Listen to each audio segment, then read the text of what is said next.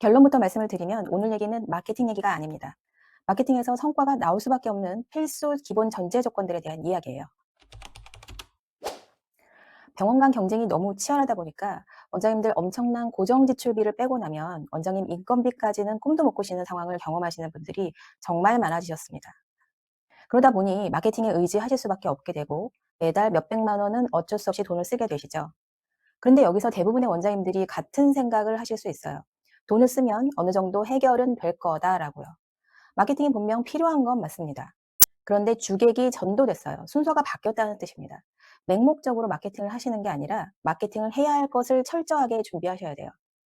정리하면 딱 이겁니다. 마케팅은 엔진이 아니라 증폭기라고 보셔야 됩니다.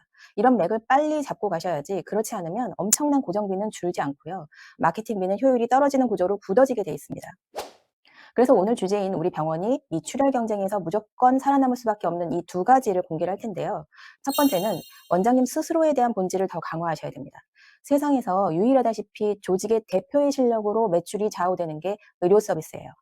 이걸 브랜딩이라고만 가볍게 보실 일이 아닙니다. 병원 매출을 일으키는 전제 조건이에요. 원하는 원장님 상담 예약을 하기 위해서 2, 3주 대기는 기본이고요. 연예인 콘서트처럼 한 달 예약이 순식간에 마감되는 병원.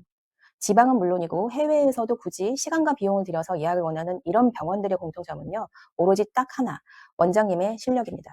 이 지점에서 승부는 이미 1차적으로 갈라져요. 네이버 지도에 있는 수많은 병원들 중에서 우리 병원으로 오게 만드는 유일한 무기는 원장님 때문이라는 겁니다. 마케팅 비용을 아무리 많이 쓰셔도 원장님 본질적인 실력이 디폴트로 세팅되어 있지 않으면 결국 마케팅비는 계속 쏟아부어야 하는 구조로 굳어지게 돼 있어요. 반대로 지방이나 해외에서조차 그 원장님한테 예약해야 돼라는 절대적인 원장님 본질이 강화되시면 온라인에서는요, 마케팅 작업의 결과가 아니라 너무나 자연스럽게 원장님 성함과 병원명이 언급되게 돼 있고요. 원장님 바라기 환자들이 줄을 서게 된다는 겁니다. 이 얘기는 광고로 메이킹된 신뢰가 아니라 원장님에 대한 진짜 신뢰가 자연적인 바이럴을 일으킨다는 얘기예요. 그 다음 무조건 살아남을 수밖에 없는 두 가지 중에서 두 번째는요. 환자들이 예약을 할 수밖에 없는 환경을 만드셔야 돼요. 그 중에서 가장 핵심적인 건 병원 안에 있는 모든 인력은 움직이는 마케터가 되어야 합니다.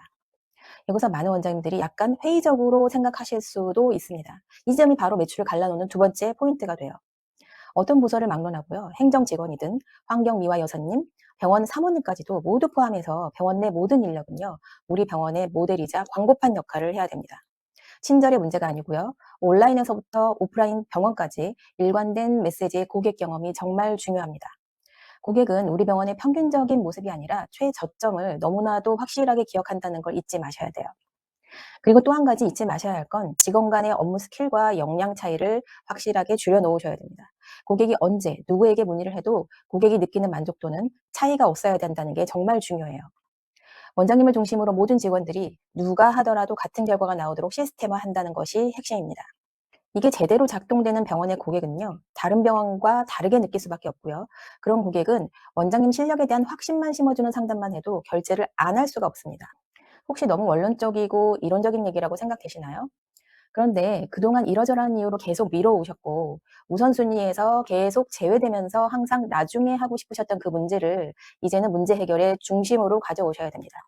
이걸 안 하시면요. 피 튀기는 경쟁을 계속하셔야 되고요. 수익은커녕 엄청난 고정 지출과 인건비 걱정 때문에 밤잠을 설치는 날이 계속되실 수 있습니다. 그래서 지금이라도 당장 하실 수 있는 게 뭔지 바로 시작하실 수 있는 방법을 알려드릴게요. 지금이라도 당장 우리 병원의 인력들이 병원의 움직이는 마케터의 역할을 위해서 잘 트레이닝이 되고 있는지를 보셔야 되고요. 그리고 각자 역할을 잘 수행하고 있는지 그런 것부터 하나씩 체크를 해보셔야 됩니다. 지금 원장님 머릿속에 떠오른 그 직원이 어떤 고객을 만나도 만족스러운 결과를 계속 반복해서 만들 수 있나요?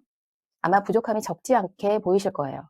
매출은 우연히 운이 좋아서 발생할 수도 있지만 당연한 상황과 틀이 만들어져야 지속적으로 계속 매출이 높아질 수 있다는 걸 반드시 잊지 마셔야 됩니다. 오늘 말씀드린 이 두 가지는요. 원장님들이 출혈 경쟁에서 벗어날 수 있는 대체 불가능한 유일하면서도 본질적인 해결책입니다. 그동안 대부분의 원장님들이 필요성은 알고 계셨지만 항상 나중으로 미루셨던 이유는요.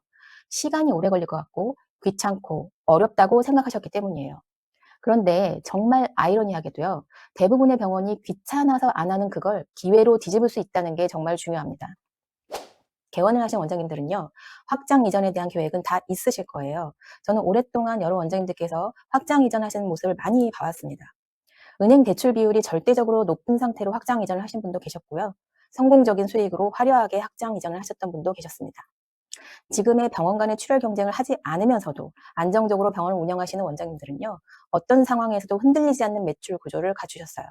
그러기 위해서는 오늘의 이 두 가지는 반드시 구조화하셔야 된다는 걸 잊지 마셨으면 합니다. 오늘 영상 아래 고정 댓글에서는요, 병원 마케팅을 운영하시는 원장님이시라면 반드시 아셔야 하는 핵심 내용을 정리해둔 영상 링크를 걸어놨습니다. 지금 바로 우리 병원의 문제를 점검해보세요.